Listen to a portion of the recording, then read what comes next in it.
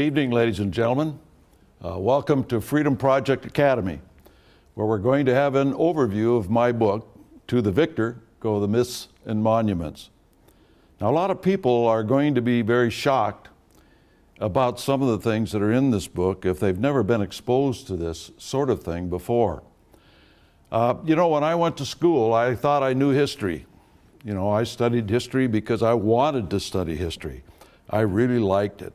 I read a lot of books outside of the normal genre that we got in school and learned a lot of things that I didn't learn in school, but nothing compared to what I learned after I got out of school.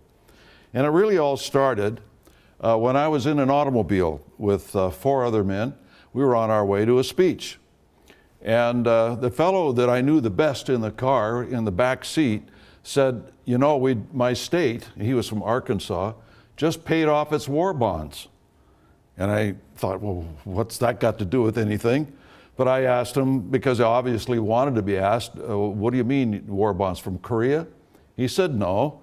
I said, from the Second World War? No. Well, when did you buy these war bonds, your state? He said, the Civil War. It had been 100 years, and I did not realize that the North had forced the southern states to buy bonds to pay for the war. And it took them 100 years to pay it off. Not a well-known fact. And so I said to myself, what is it that I don't know about this conflict? And so I started to look at it closer. And the more I looked, the more it led me further back in time, not just to the Civil War, but what caused the war, who caused the war, what organizations were involved, so on and so forth. And I discovered that what I learned in school, quite honestly, ladies and gentlemen, was a myth. And the reasons for the war and the conflict, I began to understand, were done by a particular group of individuals and organizations imported from Europe, specifically to bring about a war. And I don't know about you, but when I go to events and I come home and look at my newspaper or turn on the television, and what I see is not the same event that I was at. They don't quite report it that way. Now, there are some reasons for that. For instance, in an automobile accident, you have 2 witnesses and they're on either side of the street. So one sees the accident from that side, another sees the accident from that side, and they both have a different view. And so sometimes it doesn't look as though they've actually seen the same accident. And that is part of the reason why you get a difference of opinion about certain events. Others, they will look at it based on their education or lack of education. For instance, if a cub reporter is there and he doesn't quite or she doesn't quite understand the candidate, for instance, who's speaking, because they don't have enough background to understand what they're saying, they can skew the whole news story. But then there's a third reason. And the third reason is this: some of them are deliberately skewing what happened, deliberately skewing what the candidate or the party or the organization stands for, said, so on and so forth. My experience, for instance, in infiltrating Marxist organizations when I was a very young man, showed me that on many occasions, these people infiltrate into the newspapers, into the TV studios, and I could give you names and so on and so forth. But just as a quick for instance, and you can look this up online when you get home, and I actually encourage everybody to get out pencil and paper and write some of this stuff down if you don't believe it. Or if I throw a name at you, you can go online and look it up. But I knew a young man, for instance, who was the leader in the 1960s of the Young Socialist Alliance, was a very militant organization that got people out into the streets that turned into riots in the city of Seattle. When he graduated, and by the way, his father was the head of the Socialist Workers' Party, which was the Leon Trotsky branch of the communist movement. Leon Trotsky was the rival of Joseph Stalin in communist Russia, and he got kicked out by Stalin, ultimately murdered by one of Stalin's agents in Mexico. They formed the Socialist Workers' Party. This man's father was the head of the Washington State Socialist Workers' Party. When he graduated from the University of Washington, he went to work for the Seattle Post-Intelligencer as a reporter, and soon became the city editor. Now, do you think he might have been a little bit biased in his reporting and his editing? Of course. But that soon became too boring for him, apparently, because he went on to bigger things. And instead of in the streets or in the newspapers, he went on to become a leader in the environmental movement. The man's name is Mark Krasnowski. You can look him up online. I don't know how much of his early career it has, but if anybody's in doubt, I can show you press clippings and everything else. I can even show you his signature on papers saying that he was a member of the Socialist Workers' Party. So it's very interesting. So you have those three things that may happen, you see. It's also the same when it comes to history. There are those that look at it from a different angle, those that look at it based on their education, and there are those that actually do change history in the history books. They deliberately obfuscate and lie about what history really was. And so going back into history and starting to look and following all these rabbit holes and chasing the rabbits down them, I began to put a pattern together of early American history that I had never learned, nor had I found anyone else who had learned it. And that was the beginning of a 45-year time span of looking up facts and putting it into my book, To the Victor Go the Myths and Monuments. And today what we are witnessing is this, a growing distrust of the media. I mean, everybody today is complaining about it. It's so lopsided, it's just incredible, particularly this campaign. Regardless of what you think of the candidates, it's obvious which side the media is on, isn't it, really? Now, this has always been a problem. Most people think that, well, this only is modern, it's always Roosevelt, oh, it was Wilson, oh, it was this, oh, it was that. It has always been a problem in the history of the United States. There's been a bias within a certain segment of the media. In those days, of course, the media was exclusively the press. And so about 10% of the newspapers in the time frame of the ratification of the Constitution were actually on the left, what we would say were leftists. Actually, they were Jacobin, and we'll get into that in a moment. Now, we all recognize the fact that individuals and movements have wanted to rule the people. I mean, you know, whether you're looking at Hitler or Stalin or Mao or Saddam Hussein or anybody else, we know these people want to rule others. Now, how do they get into that position where they wield that kind of power? Are you telling me that a street urchin like Hitler, a low-level thug in the communist movement by Stalin, and Mao Zedong, who was really nobody, were able to put people together to such an extent to propel them into absolute power, that they did this on their own? One man? Of course not. See, there's organization behind these people, and they always hide the organization. They put the leader out front, but nobody thinks about the organization behind it. And how come these people are successful? And this organization, people pretty much recognize, came out of a small group of people at Ingolstadt University on May 1st, 1776. And the founder was Adam Weishaupt with just a small number of students of his. And from there, they propelled themselves into a level of influence. Now, one of the problems that we have when we're talking about the Illuminati is this. First of all, the Illuminati is a fact. This is undeniable. There's no one that contests that. What is contested is how much power did they have? How much influence did they have? How many members did they have? How well were they organized? And when did they go out of existence?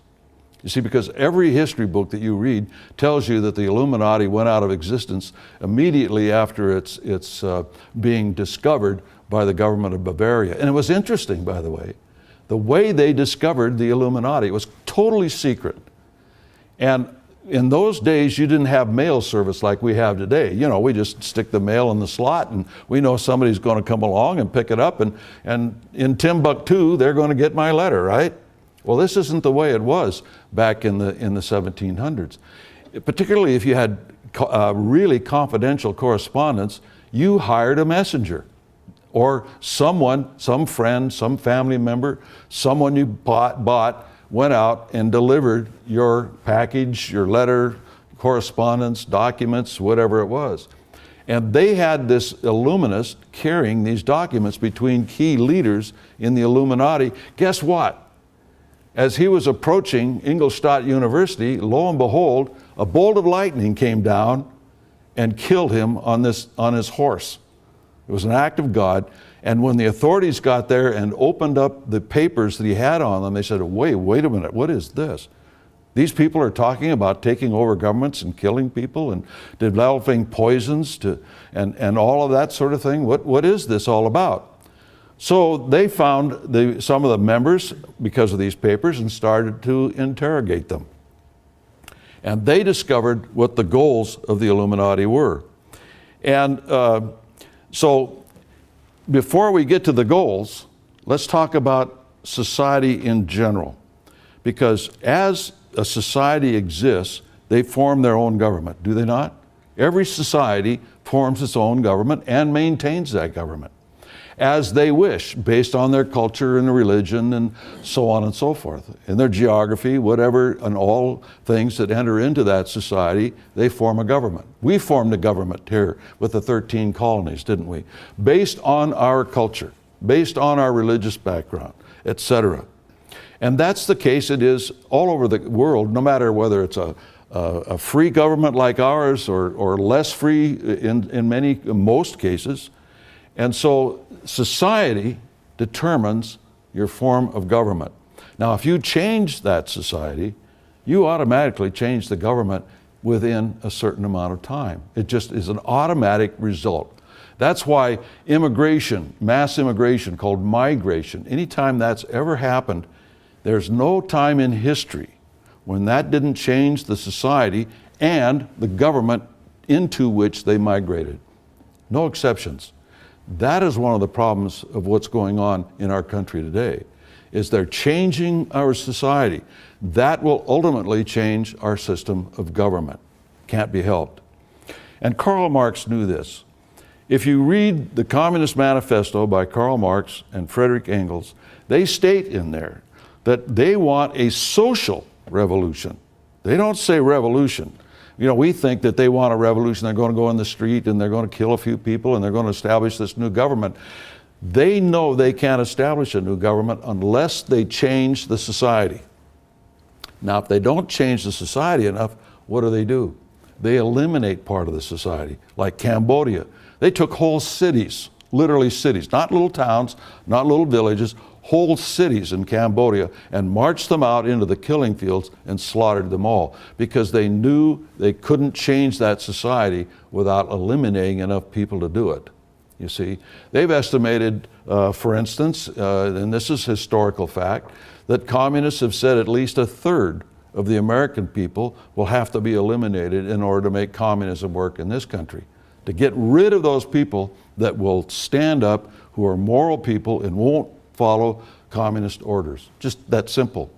But at any rate, getting back to the point, you've got to change society. Marx knew that if they didn't change society, then they could have a counter-revolution in that society, throw the rascals out, and shoot them maybe. I mean, that's what you used to do when you had civil wars and revolutions, right? You shot the loser. I mean, that's the way it was in those days. And so the goal of the Illuminati actually was to change society. Well, how did they propose to do that? So you see the aims of the Illuminati. Excuse me, the overthrow of all government, the destruction of religion. They wanted to get rid of anything that didn't hold allegiance to the state. So they didn't want people believing in God. Didn't matter what the religion was, by the way. They did not want to have the people adhere to a higher authority than the state itself. Get rid of all religion. Abolition of private property. In other words, private property, and this is not taught well in the schools today, is an essential ingredient of a free society. You being able to hang on to the fruits of your labor and not owning your own house or your own farm and so on and so forth. And the death of individualism and family. Again, they did not want to have anybody just doing what they darn well pleased. and defying the government. And they didn't want people to adhere to the family. The family is really the building block of society, isn't it? And you break up that society, that family, and you start breaking up society. The deification of sensuality. Do we see that in our country today? The deification of sensuality, whatever feels good, do it kind of a thing. The repudiation of marriage. They didn't even want people to be bonded in marriage. And the state control of children. That's why in all of those three cases, these three examples I showed you of Stalin and Hitler and Mao, you go into a classroom in those countries under those rulers, what did you see? You saw a picture of Hitler, Mao, or Stalin at the front of the class, didn't you? And they were required to stand up every day and sing praises to the leader. And that became the substitute for God. And we've seen videos. You can go on YouTube and see all sorts of videos of German kids singing the praises of Adolf Hitler, and so on and so forth. And in the end, the establishment of a world government to be ruled by the Illuminati at the top. And so these are their overall goals to change society, but you can boil them down to two. They have two goals that you should never lose sight of. One is the elimination of God. That is a paramount thing. And two, the building of what they call, and this is not a right-wing deal, they call it the New World Order, a one world government. And so these are the aims of the Illuminati. Now, some of the revolutionaries who were involved in the Illuminati in Europe became very influential on American society. And probably, maybe one of these people, maybe two, you've heard their names, but they are essential in the study of American history as to the influence they had on the fledgling United States. Filippo Buonarroti, who was a close personal friend of Weishaupt and tutored by Weishaupt. Krakus Beoff, you can trace Hitler and Stalin directly to this guy, Nazism and communism. Louis August Blanqui, the same thing. Giuseppe Mazzini, who was the leader of a wing of the conspiracy called the Carbonari. And Comte de Mirabeau, we'll talk a little bit more about him in a little while. He was a pornographer. He dealt in pornography in France. And then Nikolai Bonneville. Now, Nikolai Bonneville is very interesting. He started the Cercle Social, or social circle. And the social circle had a profound effect on the American people.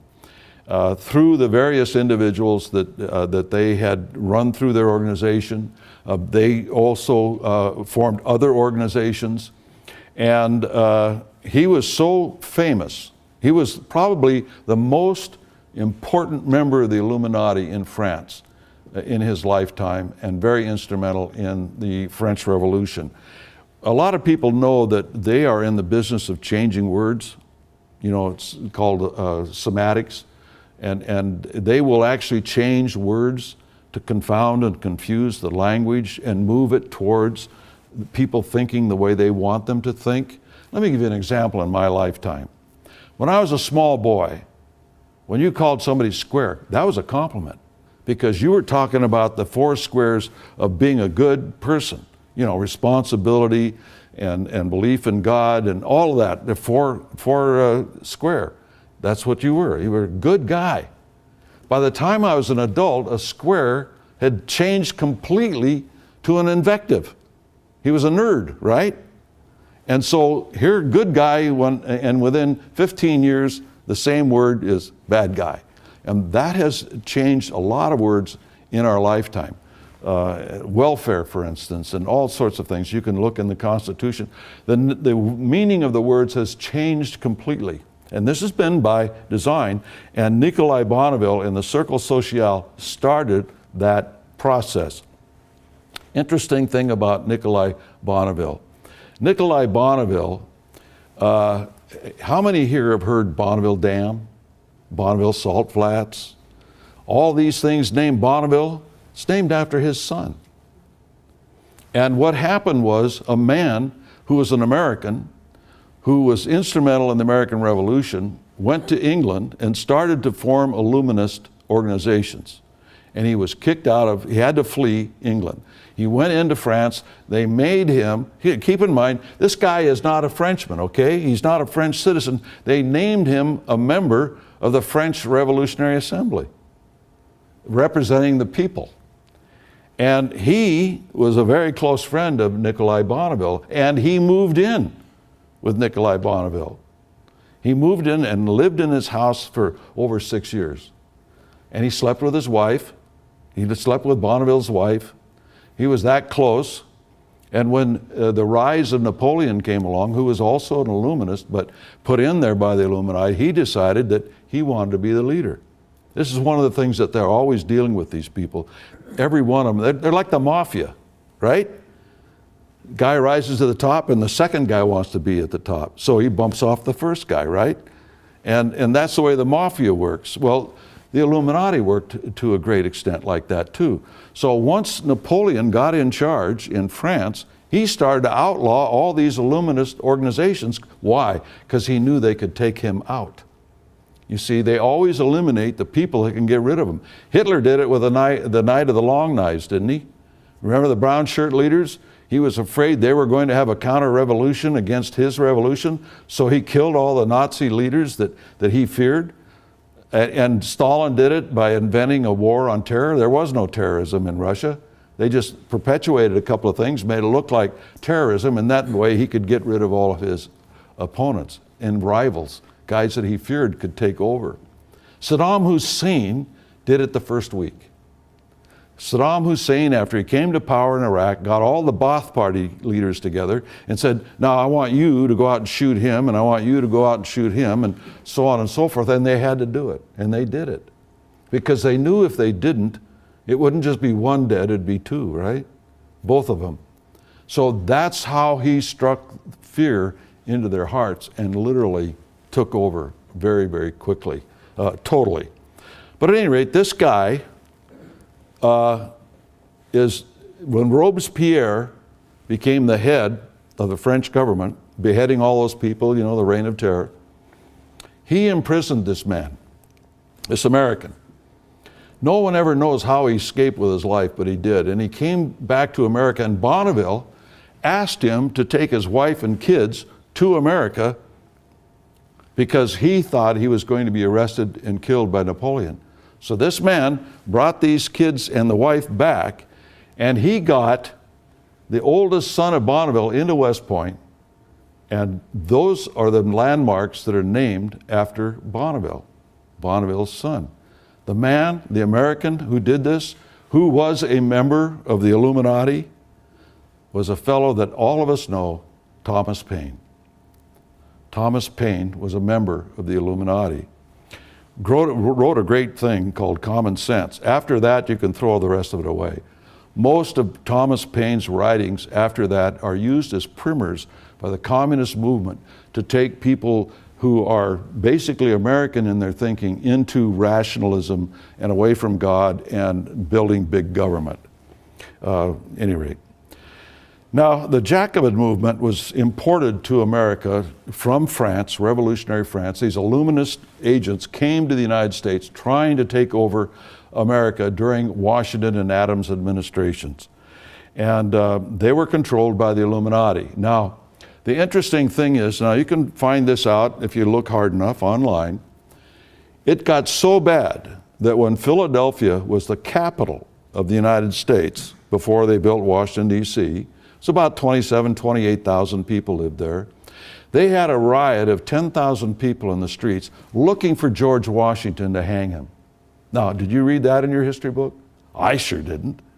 But it's there, it's a fact. In fact, Adams, later on, John Adams, when he recounseled with Thomas Jefferson, because they had a falling out there for about a decade or more, Adams wrote Jefferson and said, the only thing that I think saved the United States in that time period was a yellow fever epidemic that hit Philadelphia. And so everybody stayed home. They didn't want to riot anymore. They went home, closed the shutters on their house, stayed inside, and the outside agitators, and there were a lot of them, came into town as part of this movement, they didn't want to go to Philadelphia anymore and catch the yellow fever. As a matter of fact, Benjamin Franklin's grandson died of yellow fever. He was the editor of the Aurora newspaper, which was a Jacobin newspaper. By the way, this movement, the Jacobin movement, evolved into the Democrat Party. It's just that simple. Whether you like it or not, look at history, go back and study it. That's the way it is. At the same time, we had a Rosicrucian influence on America. The Rosicrucians is a secret society that's very, very difficult to research. It is probably one of the most secretive of those that are known. And I've read all their books that I could get my hands on. And they always say the same things relative to who their leaders were down through the ages.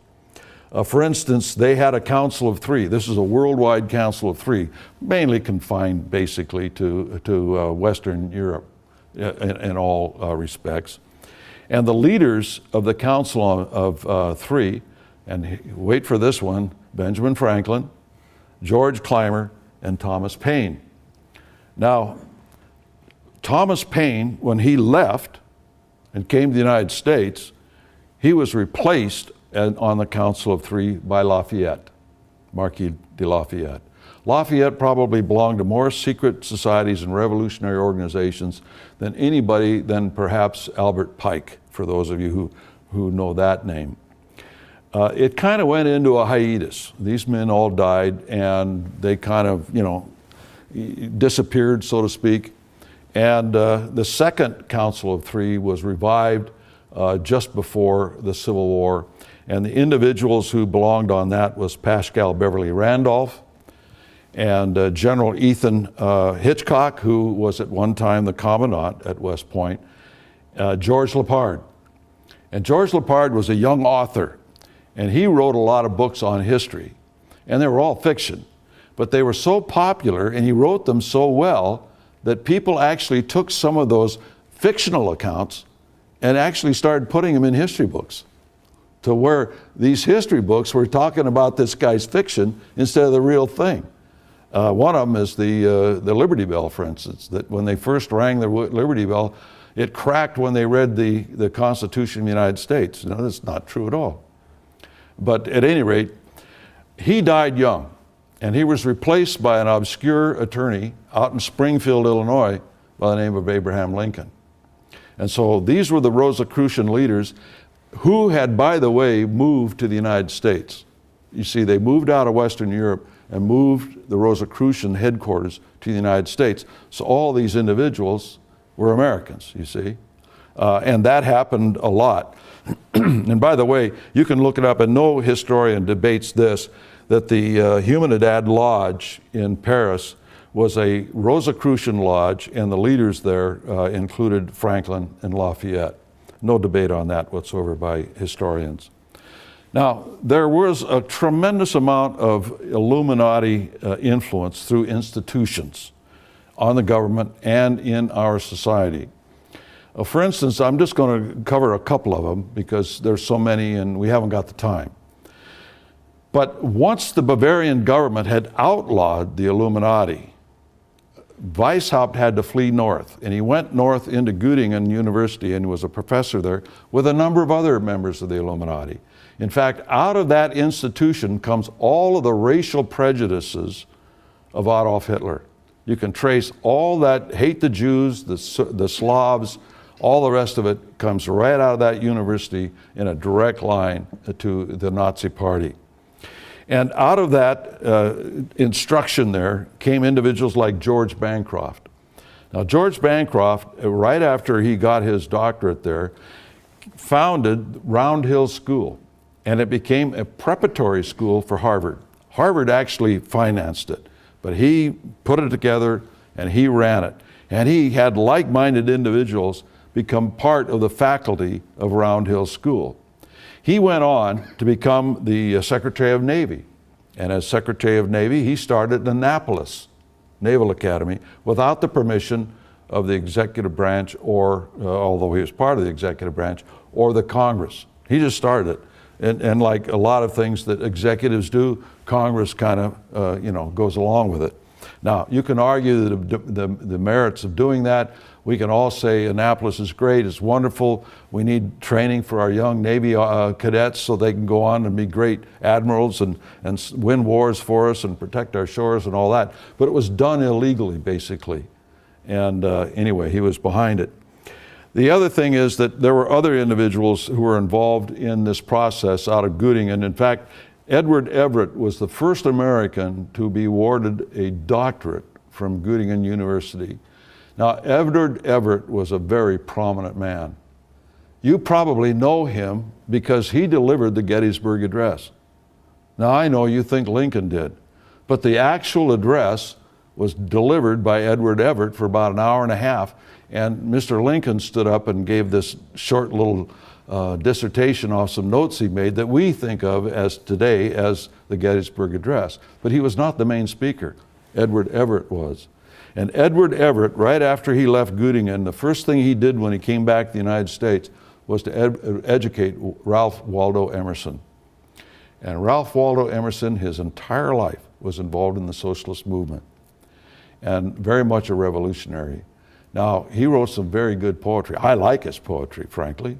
I've been to that bridge at Concord, where the shot that was heard around the world, where they actually stood up to the British Army from crossing that bridge. There's that Minuteman statue, and on that statue is that poem by Ralph Waldo Emerson that's so stirring regarding the individuals that stood up to the British at that time. But we know that politicians say one thing, doesn't mean they always do what they say. And that a lot was Emerson. Now, I was taught in school, he was a great poet and all that, Thoreau and these guys, they were great Americans and so on, but they were all socialists. At any rate, a couple of things happened in Europe when the Illuminati was discovered. They developed a tactic that was given to them by Weishaupt, that when they get discovered, they are to dive down and then come up into the surface again under a new name with different leaders, but it's actually still the same organization. And they've done this time after time after time. Most people don't even know that the name of the Illuminati wasn't their original name. It was the Perfectionablists. Hard to say. So they changed their name to Illuminati. But at any rate, what they did was this. They formed something, a network called the German Union. And this German Union was designed to help people, supposedly, with being able to get reading materials and books, magazines, that kind of thing. Because in those days, books and magazines were pretty expensive. Sure, the printing press had come along, but it was still very expensive. So what they would do, they would have a little group, say in a small town, and they would pool their money to get this magazine subscription or this book. And then they would pass it around. Well, they had nearly 500 of those societies in the German Confederation. And as a result, they started to control what magazines could stay in business, what publishers could stay in business, because they wouldn't order the books that they didn't want out there. They would order the books that were written and the magazines published by their own minions. And so over a period of time, over many, many years, they started to influence the thinking of the German people. By the time Hitler came along, they were all prepared. But at any rate, that's what they did in Germany. In the United States, they copied the same thing into American literary societies like the Bird Club, Radical Club, Atlantic Club, Saturday Club, and they started to promote themselves. That's literally what they did. The Emersons and the Longfellows and the Whittiers and the Thoreaus all belonged to these societies, and they promoted their own writings. They formed their own magazines and shut everybody else out. See, because I, as an intellectual, am an individualist, right? I'm out there writing and that sort of thing. I'm not part of any organization. I'm just trying to get my viewpoint across, you see. Well, that doesn't work when you've got all these individuals organized to capture the publishing houses and deny me access to these magazines and publications and everything else. There were a lot of good writers and as such in those days. You've never heard of them because they were shut out. Individuals just want to do their individualism. These guys were organized.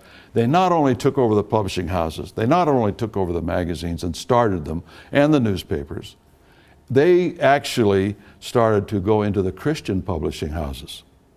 And the main thing they did there was this. They tried to convince Christians of two things. Being a socialist was really the Word of God.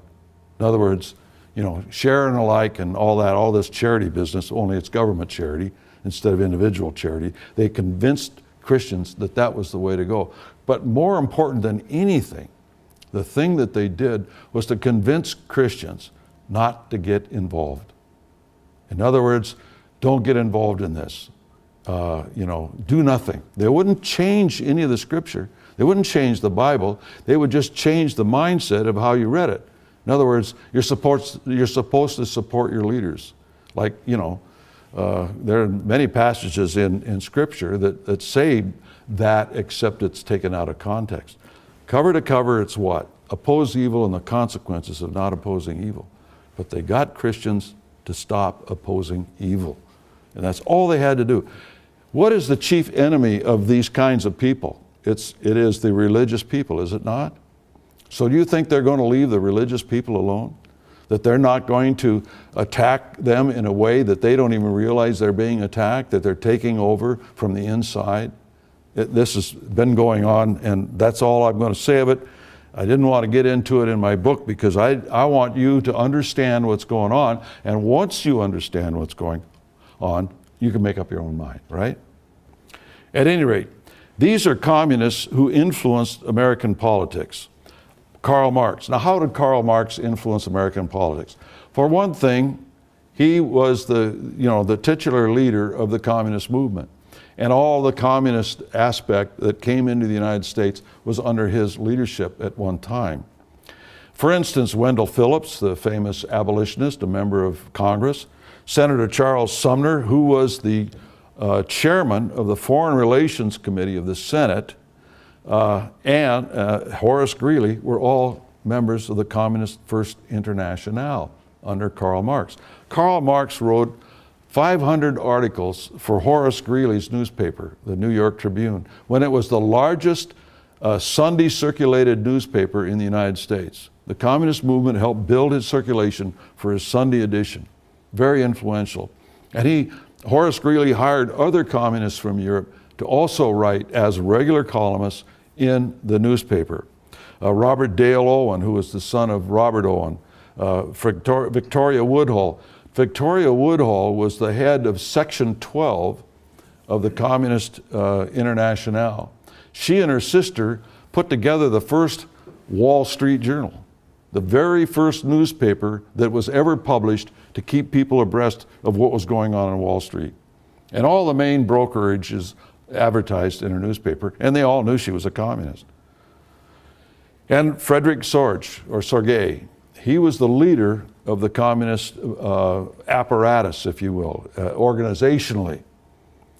And where did Sorge come from, and where did he live when he was doing this? He came from Germany into the United States and ran the Communist Internationale from New York City, because Karl Marx and Engels and all these guys moved communist headquarters to New York City in 1872. Look it up. You can find it. You won't find it in the history book you got in school, but you'll find it if you look for it. And so the headquarters of the communist movement has never been Moscow. Where has it been? It's never moved out of New York City.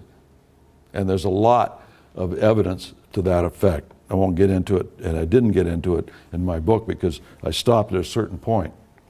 Now, one of the things that we've already said is we need to change society, don't we? And if we're going to affect a revolution, we need to change society. How are we going to do that? Well, the best way is war. You use war to change society. Why? Because in the name of the war effort, you'll stand still for almost anything.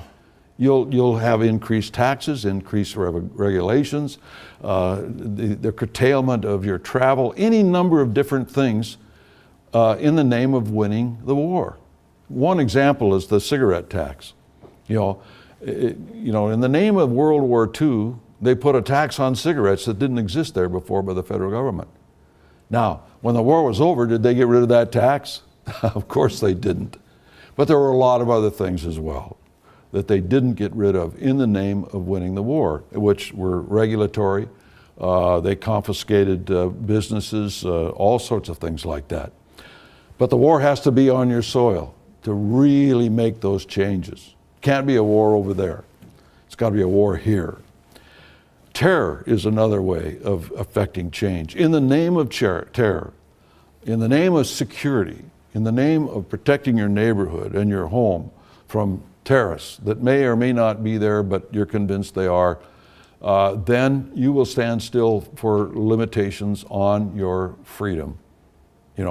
We see that, for instance, don't we, with the war on terror today, with the government's ability to violate the Fourth Amendment of the Constitution, of searching your private records and everything else in violation without a war warrant. Economic collapse will do it too. And mass immigration will do it. So the best one, though, is war. So how do we bring about a war in the United States? How do we do that? We're not going to get England or France or Spain to invade us. We already had that. The last one was the War of 1812. And the English and everybody knew that they couldn't invade the United States. It's just impossible. So they developed a plan to bring about a war inside the United States. We recognize that war today as the Civil War. And you can put any label you want on it, an economic war, a war against slavery, all that. All of these things were used as excuses. Most of the people that brought about the war, you can document the fact they hated the Constitution of the United States. They hated the freedom of the American people. The leaders of the anti-slavery abolitionist movement hated the Constitution. They just didn't want to amend the Constitution to get rid of slavery. They wanted to destroy the Constitution, whether it was Phillips, whether it was Garrison, or who the leaders were. And they said so publicly. And that, ladies and gentlemen, is one of the reasons why the people that lived at that time were not enthusiastic about eliminating slavery right away, because they didn't like what came with it. It wasn't that they were for slavery. They just didn't want to hand leadership over to these people that wanted to get rid of the Constitution in the process. So it was very slow, and there was a lot of resistance to this. But the thing that really finally turned this thing around was the terrorism that they produced on American soil to get the war started. They used terror to actually start the war. And the individuals that I have listed here are individuals who finance socialist and terrorist cause, these industrialists. We have the idea that industrialists, capitalists, are anti-communists. That's not necessarily the case. There are a lot of them that helped the communists over the years because they themselves believed in it. Whether it was Robert Owen, a Scotch industrialist who started communist communes in the United States. Frederick Engels was an industrialist, a partner of Marx. Garrett Smith, who was part of the Astor Empire, John Jacob Astor. Andrew Carnegie had to leave England because of his involvement in the British Chartist movement. Chartist. And that's just another name for communist. The Chartist newspaper, The Republican, published the Communist Manifesto, the first ones that published the Communist Manifesto in England. Andrew Carnegie was a man who was part of this Chartist movement. Cornelius Vanderbilt. Cornelius Vanderbilt financed that Wall Street Journal that I just talked about. It wasn't called the Wall Street Journal, but that's what it was in fact. And because he was sleeping with Woodhull's sister. She was his mistress. And so he helped finance these sisters in their communist activities. Now, the chief instrument of communist terror, which reacted the South into secession, was John Brown. John Brown was a communist according to his son, okay? Now, you won't read that in your history books, but what happened with John Brown was he created such a reaction in the South because of Harper's Ferry that the Southerners were scared to death. In 1850, they had a secessionist convention in the South, and they didn't secede because they weren't ready to secede. But after John Brown, they were, because it showed them, amongst other things, that the Northerners, in their eyes, were ready to kill them all. I mean, literally. And so John Brown was used to create that condition. And the terrorist John Brown was helped by individuals who can trace their organizations directly to the Illuminati through the First International, like Sumner and Phillips and Greeley. Alan Pinkerton, remember him? He's the guy that helped start the Secret Service in the United States. He was the guy that formed the Pinkerton Detective Agency, using the all-seeing eye as his emblem. In fact, the all-seeing eye of his emblem led to the slogan, Private Eye. That's where that came from, was Pinkerton's illuminist eye. The Carbonari under Hugh Phillips, Skull and Bones, for those of you who've studied that, the man who started Skull and Bones was William Russell. And William Russell was named a trustee of John Brown's will. Now, you won't find that in the modern histories of John Brown.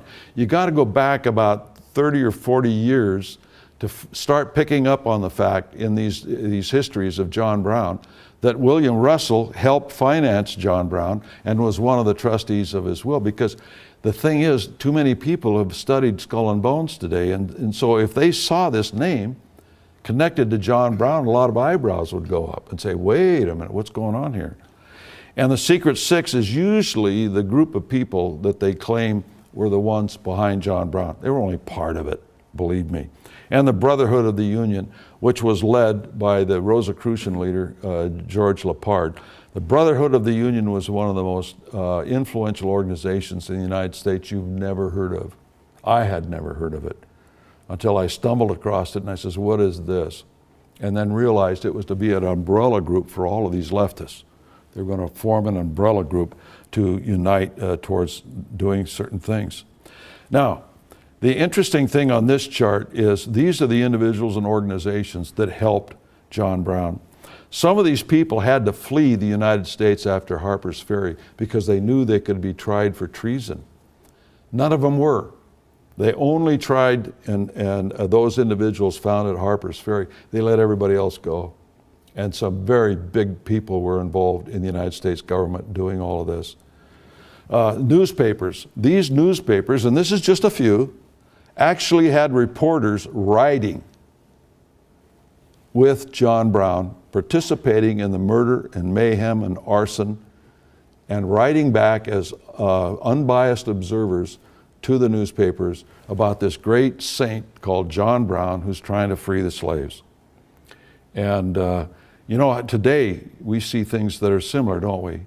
For instance, we see video on TV where they'll go into a FARC training camp of terrorists in Colombia and show them, in their camps getting trained and all the rest of it. But the Colombian government, for some reason or another, can't seem to find them. But this reporter can, and come in and video them and then leave with the video. Whose side do you think that guy's on? He's not an unbiased observer, you see. He's kind of like the Mark Krasnowskis of the world and that sort of thing that I mentioned earlier. They have a bias, but it doesn't show up in print all the time. And so these sorts of newspapers help propel this idea of this terrorist and what he was doing. And Southerners were reading these newspapers. They were saying, this has gone too far. They literally want to kill us. That's what they're saying in some of this stuff. And the people behind John Brown are getting away with this. It's time for us to leave. And that's what caused them to secede. That's what finally made the mass population of the South to leave. Now, I don't want to leave the South alone without saying this one point. I concentrated on my book about the northern aspect of the conspiracy because the North won the Civil War, right? So it had the major influence on the rest of the country. But we had these types of conspirators in the South. You'll see in my book very prominent individuals in the North and the South who called for the separation of the country into two parts. And as soon as it was separated, the agitators in the North became super patriots. We can't allow these people to leave. We've got to fight a war to keep them, keep the Union together and all that. And sometimes the speeches were made within 30 days of each other. It's incredible.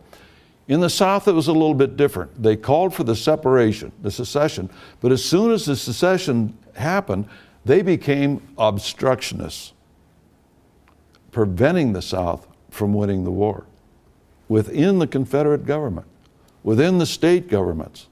For instance, Brown, who was the governor of Georgia when Sherman marched to the sea and on the way he burned Atlanta. Did you know he had 10,000 troops under his command and he dismissed them, told them to lay down their arms and go home before Sherman even marched into Georgia? After the war, Brown became one of the richest men in the South because he became an in-place carpetbagger. I mean, he started to take advantage of Reconstruction and buying up property, you know, cents on the dollar and everything else. The man was really bad.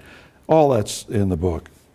And I've already mentioned this, we concentrate more on the conspiracy in the North simply because the North had more influence after the war going forward. Now, one of the things that happened in the war was a lot of the European communists came to the United States and became generals in the Union Army. For instance, Karl Wedemeyer was a personal friend of Karl Marx. Marx actually lived in his house for a time. He helped him form the First Internationale. Same with August Willich, Karl Schurz, Friedrich Anneke, Gustav Paul Clausewitz. In fact, Clausewitz, 5 years after the conclusion of the Civil War, was what they called the Red General in Paris.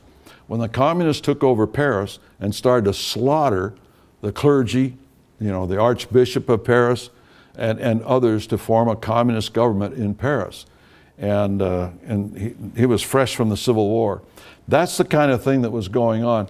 There were 40 German radicals. I'm using the term radical rather than communist because some of them I can't absolutely prove were communists, became generals in the Union Army. 78 others besides them were made generals in the Union Army. And in the Confederate Army, they only had 10 foreign-born. That's it. Whereas they had 130 practically in the North. And it was a real serious problem. And many of those men went on to become very important. Karl Schurz, for instance, we're in the state of Wisconsin right now. And in this state, he's a very famous individual because he came straight from communist revolutions in Europe into Wisconsin and was made a colonel in the militia and a trustee of the University of Wisconsin almost immediately.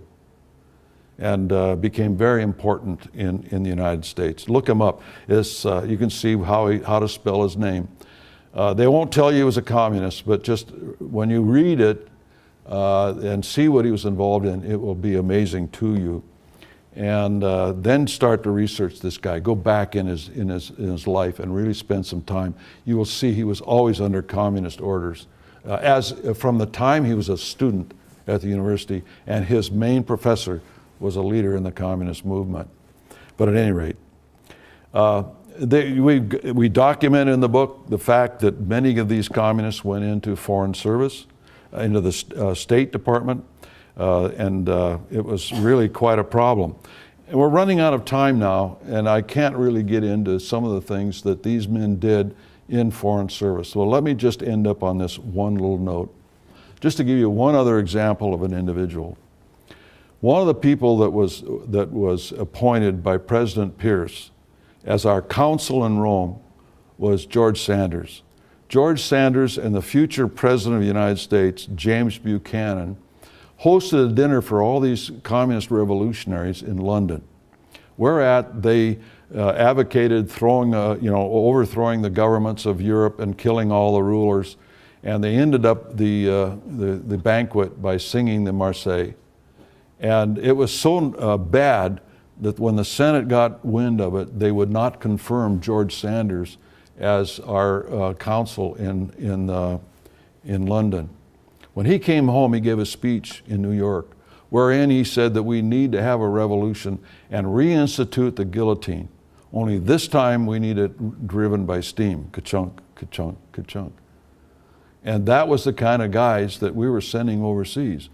And I'd like to get into the Ostend Manifesto and other things to show these revolutionary involvement in these things. You find it all in my book. But again, I want to thank you for coming here tonight. I wish I could have expanded on each one of these points to an end in itself, but we just didn't have the time. I hope I've pricked your curiosity so that you will read the book, and you will go online and say, I just don't believe this. I just can't believe what I'm reading here. I'm going to research it for myself. Because one of the things that I wanted to do in my book was to stimulate others from their vantage point to do their own research and hopefully write more books in this early American history that we never learned in school. And I hope one day we will understand that a conspiracy does exist to tear down the United States. They've been working at it for over 230 years. They haven't been successful because of the layers of strength and morality within the American people and the fact that they fight each other.